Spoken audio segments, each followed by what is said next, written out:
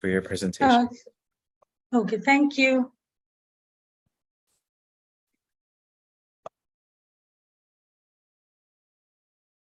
So we will be talking about the dynamic forces of hyperlearning. That's the topic of my presentation. And it's an integrative approach. So I've taken a few approaches and I've amalgamated a presentation which would be easy for educators to follow. Otherwise, there's a lot of technical aspects to understanding hyperlearning. So what will be covered? I will be covering the definition, the theoretical framework on deliverance and execution of hyperlearning, in which we will be looking, okay, there's a bit of a problem in my slide here, something happened. So I'll be looking into the personality style, the cognitive style, the learning style, as well as the motivational style. And then I'll be looking, and first let's move on to the definitions. So simply, hyper is from the word meaning over and above. So we need to understand why did I use hyper learning. And it does not mean as commonly understood terms as excitable, manic, or fidget. Like we use it in our day-to-day language. Or somebody's becoming hyper, somebody's getting hyperactive, and so on and so forth. So it is how we continue our psychological growth and learning to any workplace and learning space. Hyperlearning is the continual learning, unlearning and relearning. So it is not only about you, so it's about you, the individual has to learn how to, as educators, you have to constantly refresh your skills and then relearn, deconstructing your knowledge and adopting and constructing from the deconstructed concepts into something new to quickly adapt to the fast world. It is how we continue our psychological growth and learning to any workplace and learning space.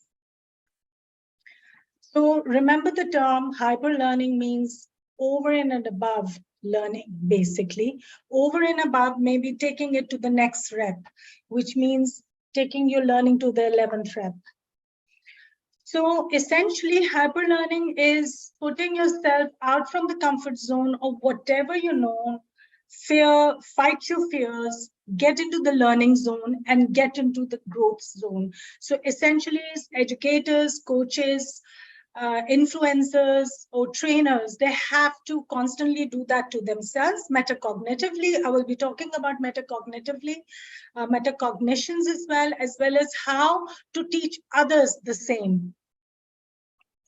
So our one of the motivational, we all know of Maslow.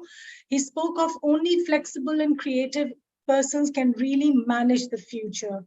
Only the one who can face novelty with confidence and without fear. So essentially, flexible, creative people, to be in the creative zone is where hyper learning takes place. So what are the forces that I will be looking into? I will be looking into the personality style, the cognitive style, and the motivational style. So these are the 4 areas I have broken the presentation in. So moving on to the personality style.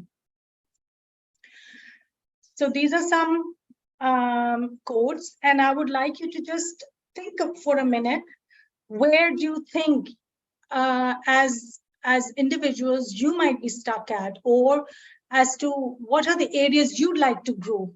Do you think you can contribute to the presentation by suggesting or giving input here, please, in the chat box? Hello, am I audible?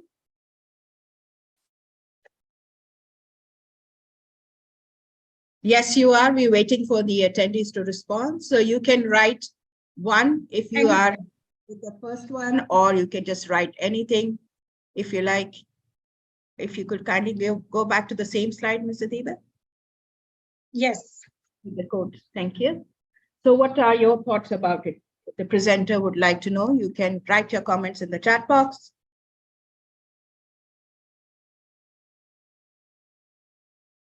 Okay, lovely. You're getting some responses? I would go for, I'm not perfect, but I'm original. Okay. Any areas where you're facing your challenges, where you feel you get stuck? So it's about you.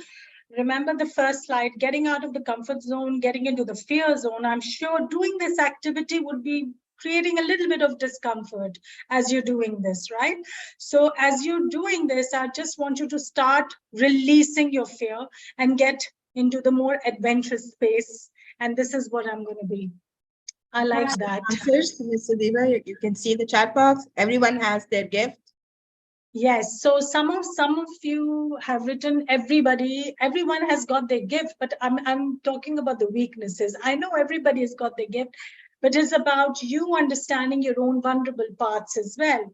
So I'm sure some of you have. I had, when I went into education and when I had to go into the space of delivering in front of audiences, I had a lot of audience phobia, and I think everybody faces that. So that's one of the challenges we face. So Maria, do you have any other challenge that you'd like to share that you feel, learning challenge, or in your personality you feel that there could be a challenge? Well, I'm a quick learner, but the only, sometimes I think I get too enthusiastic and create activities, and then I fear whether they will work or not. Well, to be honest, some do, but most of them do succeed, but some of them are failures. I think that's what life is. That's what a teaching is.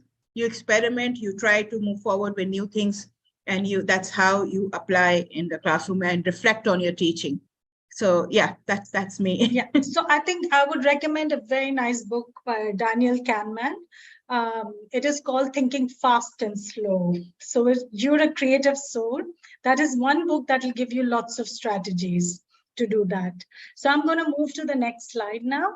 Let's get back to the presentation. So we have our own originality, and then we are also, as we can see, we have our own traits. So we have our original thought process, we have our growth areas, we have our learning spaces, we have our weaknesses. We are a combination of various factors, right? So what are some of the traits of and behaviors of hyperlearners? They are highly curious. They're just curious to learn. They have an openness to experience. They're open-minded. They have a very quiet ego, humility. They do know their strengths, not that they don't, but at the same time, they're humble enough to know that they have this knowledge and know-how, that they are lifelong learners. They are now this next one, mindfulness is something. They're mindfulness. Okay, so mindfulness is a quality I cannot even stress enough. It is one of the most important qualities where meditative practitioners go into teaching meditation to teach individuals mindfulness, to be fully present, not to be stuck in the future, in your future goal mind, or in the past, or the baggage of the past. So being absolutely mindful. To do this presentation, I have to be absolutely present here and now to deliver it fast and effectively, okay? So empathy, to be able to understand other people's perspectives. They have courage, obviously, to face their own demons, their own inner demons, the fears, their anxieties. They know that through learning and understanding, self-understanding, they can get to the next level. And of course, with courage comes resilience.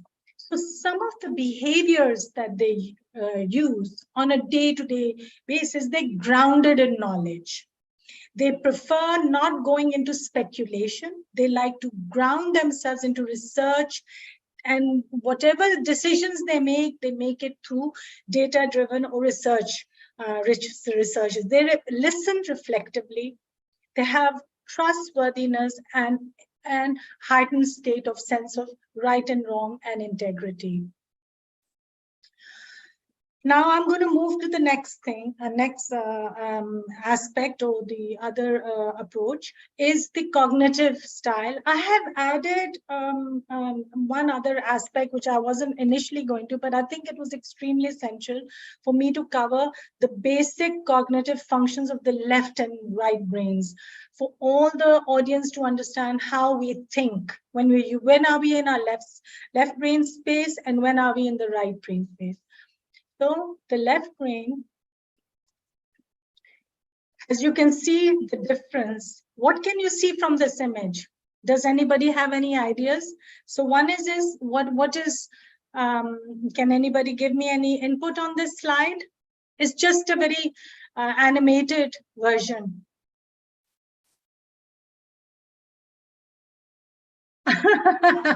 I can see that. Okay, so there's Pokemon on the left, one individual row, and it is very evident. So basically, as you can see, these are your left brain thinks in structure, as the line suggests. Your right brain thinks in wholes. Your left brain also thinks in language. Also, your right brain thinks in bodily kinesthetic movements. So how many of you, just take a moment and tell me very honestly, those who are teaching, how much of you are, and then what do you do to engage your right brain? So remember, the main function of your right brain is to think bodily kinesthetically. This is something I'd like to bring the discussion to. So essentially, your left brain thinks in language, numbers, all the logical pathways that you need to get to a space. All the logic, analytical thinking is on your left side. The right brain thinks in expression, emotional intelligence lies in your right space, and imagination as well. So highly emotional. So another is your left brain thinks in accomplishment. Just a little reflection on your own style. It thinks in terms of accomplishments. You think in terms of ownership, scarcity. These are kind of some of the functions. In terms of right, you think of empowerment, social influence, and unpredictability. So the right brain thinks in wholes. The left brain thinks in parts and structures and sequence. So now I'm going to relate how the left and the right brain connects to the next aspect of the presentation, which is cognitive flexibility under the cognition. In order to develop and sow the seeds of hyperlearning, teaching cognitive flexibility is the way forward. Essentially, cognitive flexibility is the ability to adjust the behavior according to the environment. So how do you achieve this? How do you yourself achieve it? Why I'm emphasizing on you as educators to achieve it is, first you have to apply the method to yourself in order to deliver it impactfully to your students, or if you're in an organization, these are the skill set that you need to first apply on yourself. Listen to other people perspective, and I'm sure you're doing this at some level. I'm just putting them in a certain laid down presentation so that you're able to understand it. Embrace uncertainty and ambiguity. How to multitask and manage various deadlines, okay? And of course, cognitive flexible learners are able to transfer their knowledge to new situations and problems, okay? They're able to use that knowledge. If they're studying something in their language class, they will be able to extrapolate from the language class and start using that method to understand the science, or may be able to understand the math problem. I had a student who actually went into college, and he told me that, ma'am, and I was able to crack university math through psychology, and I was not able to ever understand what the connection was, but that's how he landed up becoming skilled at math. So his applicative or the creative space of creative application of, or his synthesis of the knowledge was so good that he was able to use the skill set and apply it in math even. To stay in learnings, to be able to stay in the learning zone. This is also highly cognitive, flexible individuals, they do. Again, metacognition is another how to practice developing your understanding of yourself, how to manage your own inner world, where metacognition is the monitoring and controlling your thoughts. Self-regulation is also monitoring and controlling the environment. Manage the self through practicing self-awareness. For example, you can learn how to journal, or you can teach others how to journal their problems. Align goals with values, exercising meditation, work on emotional intelligence. Again, when you work on your emotional intelligence, you're going back into the right. I'll just do this. Exercises and meditation takes you into your right brain, and you need to engage your right brain in order to have more harmony between the two hemispheres as well. In organizations, one can design environments that facilitate some habits like rigor, self-discipline, the use of daily practices. Now, this is again some of the things. Encourage collaborative learning over competitive environment. This is highly important because the way if you're able to develop a classroom structure, develop teams in organizations as a cohesive structure, in such a way that that competitiveness is put on the much very lower leg, and cooperation amongst individuals is the highest state of priority, then hyper learning is going to take place, because it won't be about you comparing yourself with the performance of the other person. It'll be about how you can learn, constantly learn, pick up ideas and keep on adapting. That's going to be the shift. The environments that are designed to help you achieve inner peace. Okay, so obviously, if you're in a competitive environment, you won't be able to have inner peace. Or you, as an individual, you're competitive, you won't be able to have inner peace. So, in a state of inner stillness, calmness that enables you to embrace the world with the most open, non-judgmental and fearless mind. So our job as individuals anywhere, or as influencers, as coaches, as working with organizations, as teachers, as educators, is adopting an open, non-judgmental mind. And we look at the behavior or the task at hand. We are not looking at the individual. So that is something we have to apply again that skill set metacognitively, that we are also not so self-sabotaging or critical of ourselves, and also we have to keep on putting ourselves in the learning zone. So what is the new mantra, the new SMART mantra? This is something, some attitudes or some inner dialogues that one can develop. Like, so I'm not defined by how I know, how much I know, but the quality of my thoughts, my thinking, listening, relating, and collaborating. So each of us have a unique quality based on our unique childhood experiences, based on our unique learning that we have had common elements in our learning, but because of our nature, what nature bestowed us from our genes and also from the environment as we were growing. So we have our innate, unique quality. My mental models are not reality. They are my generalized stories of how my world works. So how you see these, so how you are seeing the world, they are just generalized stories. I'm not my ideas, and I must decouple my beliefs from my ego. So ego is basically your own self. I must be open-minded and treat my beliefs, not my values, as hypotheses. Now, I would like to emphasize that beliefs are more to do with the ritualistic part, the analytical part of spirituality, whereas values is more the sympathetic, not sympathetic, the synthesis part of what we have derived from those beliefs. So in order to be in our values, so everybody has to remember that little difference.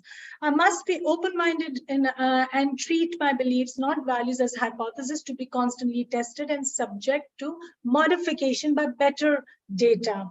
My mistakes and failures are opportunities to learn. So remember the mistakes, we have to get comfortable understanding or at least facing our own mistakes, okay? So another way of method is how cognitive style, or under the cognitive approaches I have added, how to use cognitive maps. And I'm sure some of you must be using this in your classrooms. It is in psychology, it has a strong spatial connotation. Cognitive maps usually refer to the representation of a space, e.g. a maze in the brain. One example of cognitive maps is a mind map, which are more simplistic visual representation to organize information systematically and sequentially. So mind map, how do mind map aid retain and recall information? So mind maps, I have used mind maps in my educational settings, while I have coached individuals to help them spatially map where the journeys are going. So it is such an important, when you have a visual representation of your goals, you're able to retain and recall information. We can learn new concepts. The way for learning with fun. It is a creator, so you can in the mind map, one can add diagrams, one can add symbols, one can add whatever they like in that spatial space. It helps to simplify complex ideas. They're easier to understand. There's, for example, presentations is one way. Presentations become better. It gives a creativity boost as well. And most of all, it promotes cognitive flexibility. So remember, we've already covered the fact, this aspect, that to be able to be excellent hyperlearners, we have to start sowing every possible seed in ourselves that promotes cognitive flexibility. Moving on to the next aspect of the presentation. So I've completed, so far I've done the personality style, and I'm going to be moving into the learning style. So first I'm going to give all the, I'm going to work on the multisensory teaching. In terms of multisensory teaching, the learning triangle is something. The learning, any type of learning has to take into account the visual, auditory, at a very basic level, the visual, auditory, and the kinesthetic aspect. So every learning or every type of learning has to engage these type of learners. If you're doing student-centered learning, then visual, auditory, kinesthetic learners have to be understood in the class. And I will tell you how you will do it. So one of the, and and in terms of preparing your own presentations, your own lesson plans, or in terms of anybody doing the training or designing the training, they have to look into the visual, auditory, and kinesthetic modalities. The learning styles are a little different. So we have about 7 intelligences. This is given by Howard Gardner, a psychologist. In fact, there's an 8th intelligence as well. It's not covered in this slide. It is called the naturalistic intelligence. So all of us are hovering in 3 or 4 of these spaces. Some of us are visual learners, some are verbal, some are kinesthetic learners.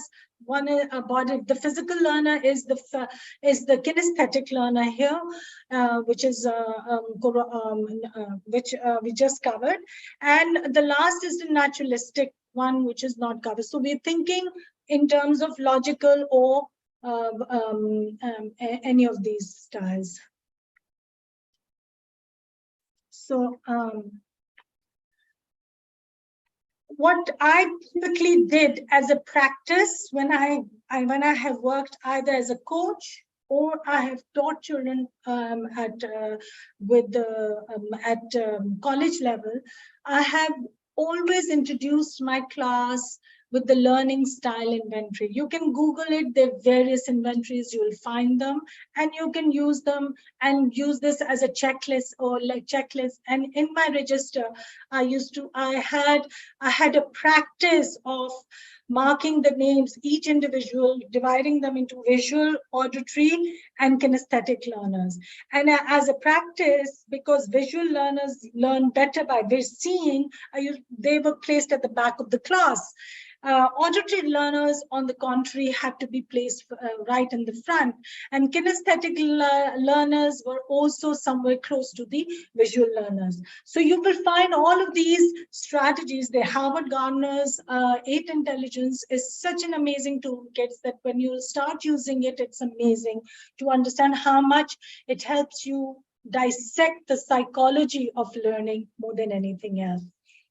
So what does it does? Again, when you have this metacognitive awareness or self-awareness of what your learning style is versus other people's and the audiences you are referring to, then you will be able to better understand and promote self-regulated learning.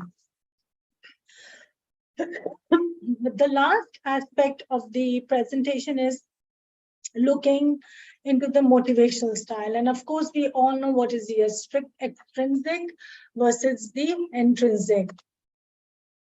So extrinsic motivators are basically, they are motivated primarily by a goal, by something extrinsic. When it comes to intrinsic learners, they are more interested in the meaning, and they love the activity itself more than anything else.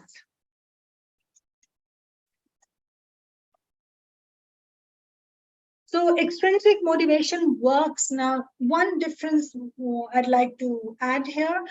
Extrinsic motivation works well with rudimentary tasks, the ones that you have to do on a routine basis.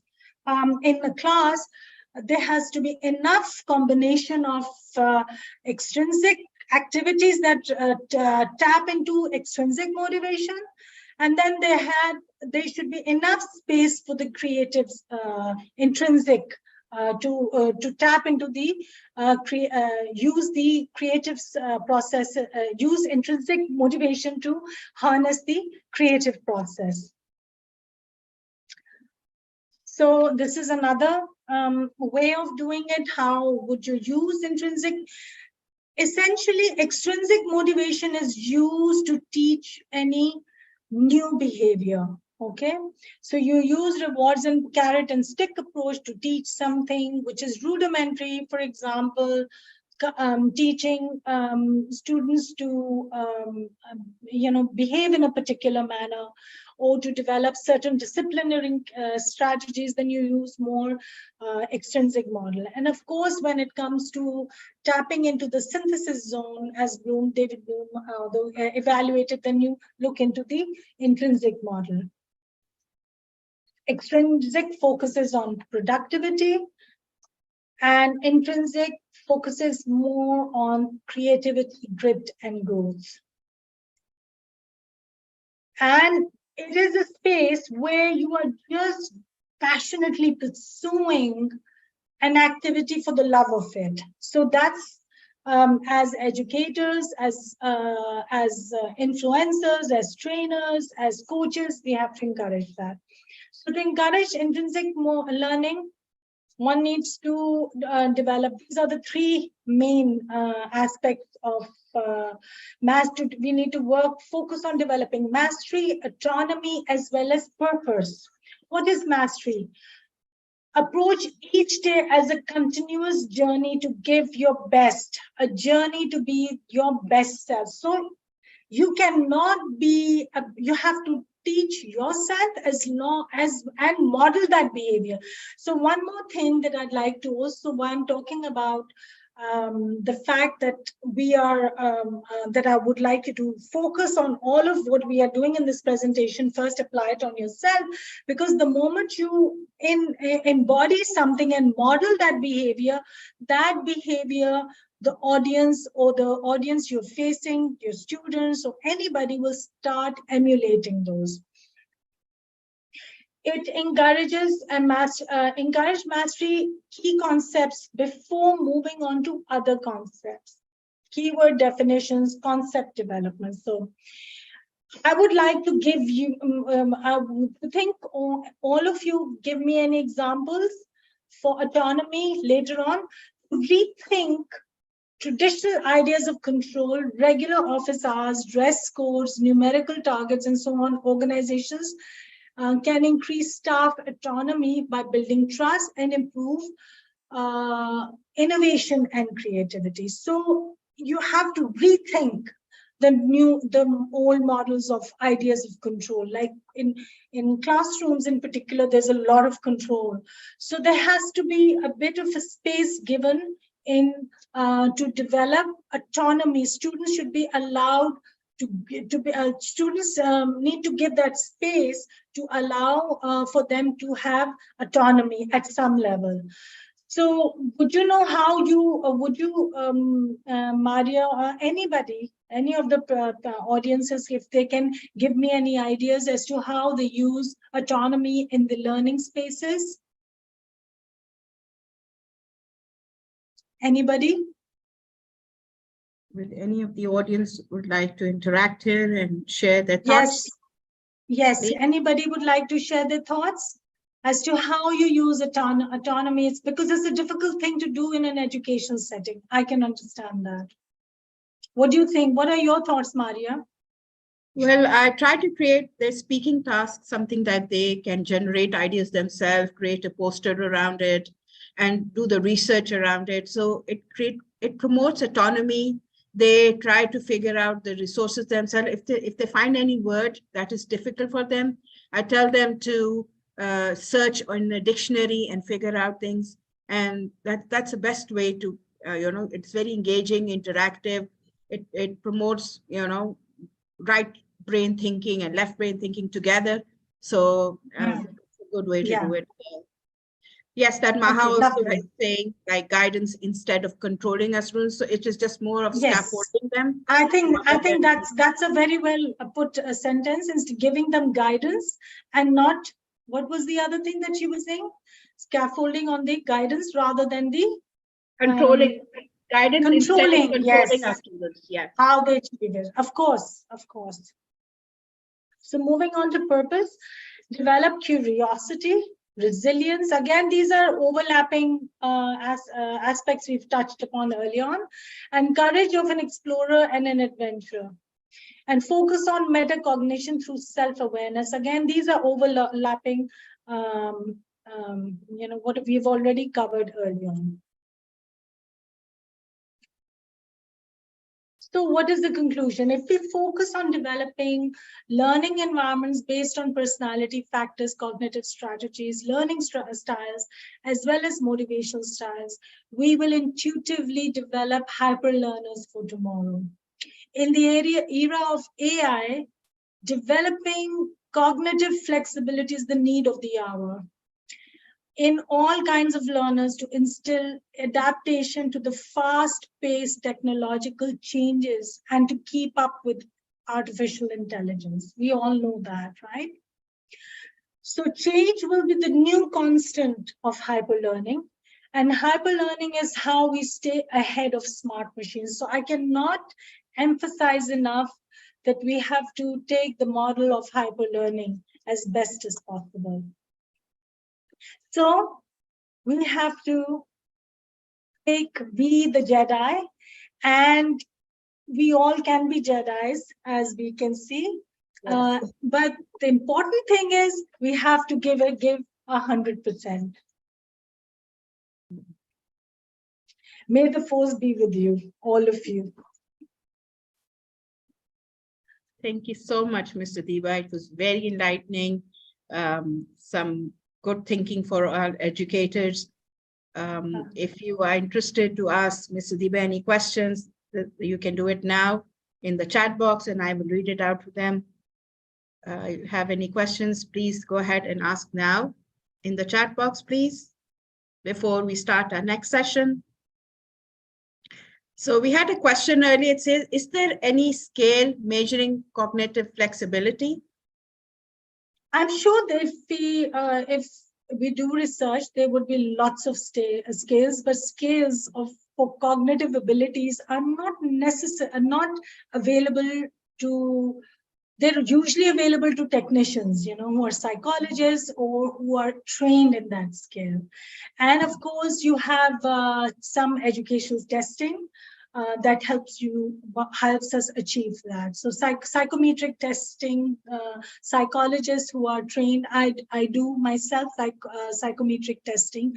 So yes, you can measure cognitive abilities as well. Yeah, any other question? Anybody? We're happy to have one more question before we move on, please. Those who are asking for the slides, we don't share the slides of the presenters.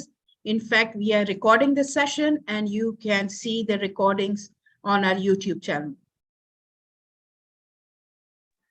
Hello, everyone. Okay. Could I participate with a question, please? Yes, please, Mr. Mohammed, please go ahead. Okay, I'm talking about the intrinsic motivation. Are there any ways that I could foster our students in intrinsic motivation? When it comes to the extrinsic motivation, it's so easy to interact, to give my students presents and so on and so forth.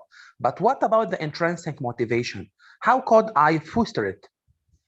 Okay, so one of the tried and tested method that I used in my classes, as I was an educator for psychology, I use mastery learning continuously. And so I had this little mantra saying, okay, be your best. You're not going to look at the other learner, you're going to be the best version of yourself. So instead of doing a comparison with other students, and usually that's where most of the times educators struggle. So it should be harnessed through a self-discovery process rather than comparing your learning or your ability or your performance against another student. So this is how one can harness it. Does that clarify your answer? Thanks a lot. Thank you very much. Thank you. Thank you. Any other question? If there's any.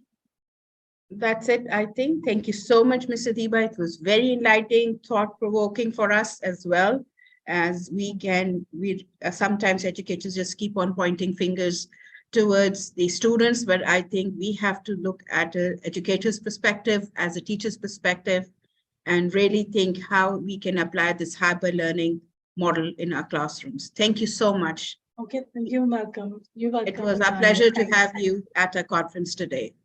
Thank you. Thank you so much, Maria. Thanks. It's a pleasure. My pleasure too. Okay. Thank you. Yeah. Before we move on to the next session, I would like to say here that we will have a group photograph at the end with our presenters and all of us. So please stay tuned. We have on to our last session. Ms. Adiba, if you could kindly stop sharing your screen so we can start our session. Okay. Thank you Sure. so much. Um, So hang in there. At the end, we will all open our cameras and have a nice photograph all together that will be posted on our social media platforms. okay.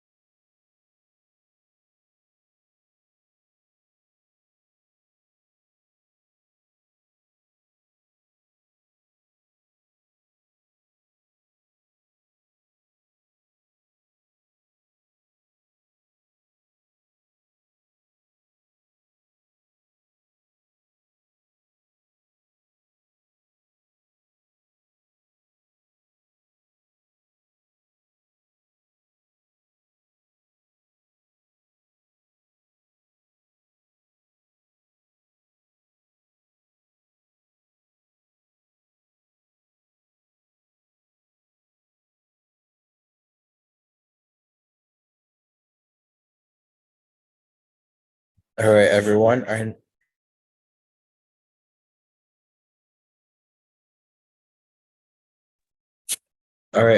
Our next presenter unfortunately couldn't be live with us today. However, they did record their session for us today. And the presenter's name is Mr. Ferouz Akbarov. He is a founder of the newly established ETA Uzbekistan English Teachers Association and is a philanthropist by nature. So he has committed himself to volunteering and public engagement both at home and abroad, physically and virtually. He has become an international ESL/EFL instructor due to his extensive teaching abroad and his international teacher qualifications. Ms. Mari, you can go ahead and play the recording.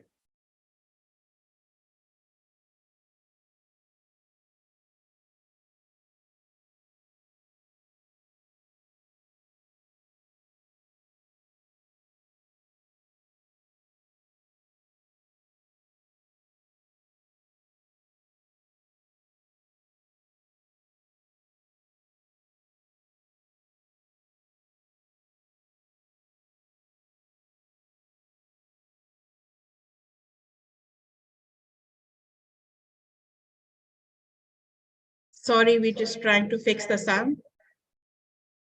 Just 2 seconds.